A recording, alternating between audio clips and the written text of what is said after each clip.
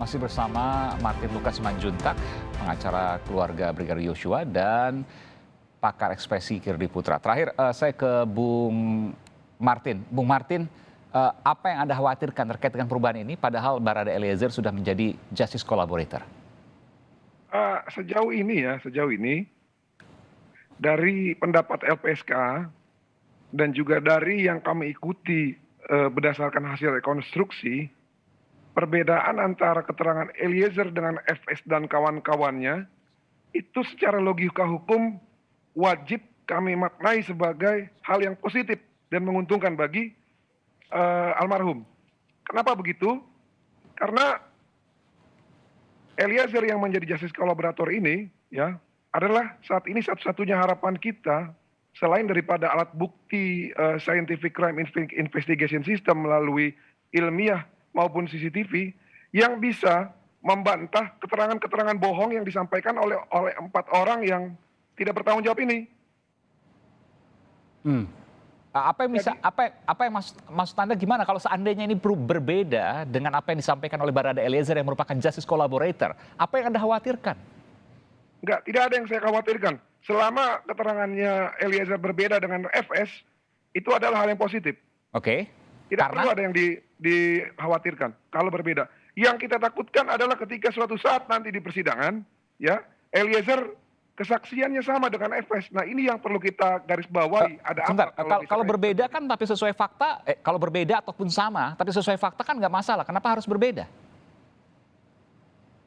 Mas Aiman, kita perlu mengingat ya bagaimana FS dan kawan-kawannya ini membuat seakan-akan seluruh warga negara Indonesia itu bodoh ya.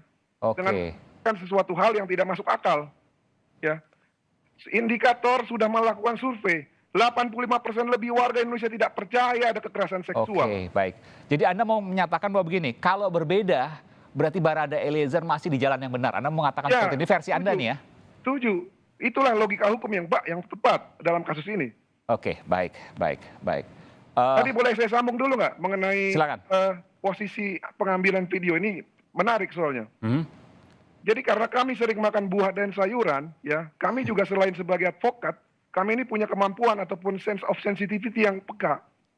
Sebelum kami masuk dan diusir oleh direktur itu, kami sudah profiling siapa-siapa aja yang ada di luar, siapa-siapa saja pendukung mereka, penyidik pakai baju apa, eksternal pakai baju apa, tim-tim pembantu pakai baju apa. Nah, pada saat video itu diambil dan kameranya melakukan jarak ke arah handphone tersebut, itu kami dapati bahwa ada orang berbaju putih.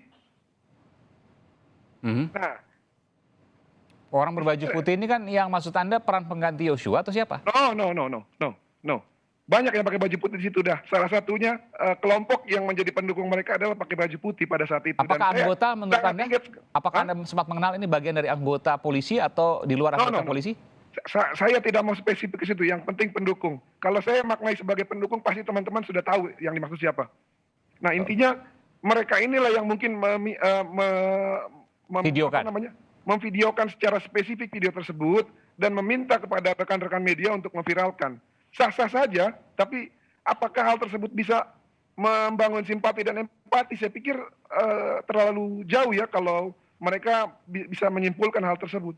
Karena faktanya sampai saat ini mereka masih mengarang bebas dengan membuat motif yang sudah terbukti palsu dan mereka ganti lagi lokus dan tempusnya. Terima kasih. Baik. Ini menarik untuk kemudian dicermati lebih dalam. Saya terakhir ke Bung Kirdi singkat saja. Apakah kemudian tadi momen peluk-pelukan dan lain sebagainya itu memang betul akan mempengaruhi persepsi publik untuk bersimpati kepada Verdi Sambo dan keluarga?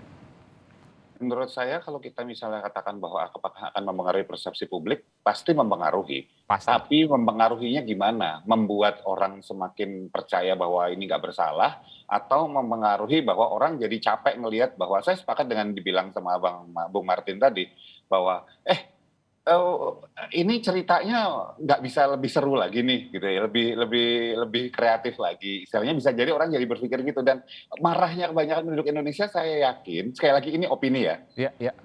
Marahnya adalah karena dianggap bahwa kita ini dianggap sebegitu nggak pinternya untuk bisa terima begitu saja cerita seperti itu. Itu sih sebetulnya. Oke, baik. Nanti kita akan cermati lagi apakah kemudian disampaikan oleh Bu Martin ini menjadi sebuah kekhawatiran terkait dengan opini publik yang berkembang saat ini, atau apakah ini memang sebuah fakta yang terjadi. Tentu ini menarik untuk dicermati. Terima kasih, Bung Martin. Saya boleh tambahin sedikit nggak?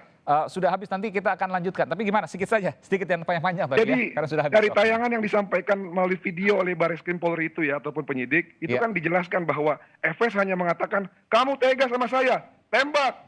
Ini membuktikan bahwa FS ini tidak pantas jadi pemimpin. Kenapa? Karena dia hanya memandang Joshua sebagai orang yang subjektif sudah bersalah. Dia tidak memberikan kesempatan Joshua untuk melakukan pembelaan. Padahal kalau saja dia memberikan kesempatan untuk Joshua membela, saya yakin mungkin kejadian tersebut tidak akan terjadi.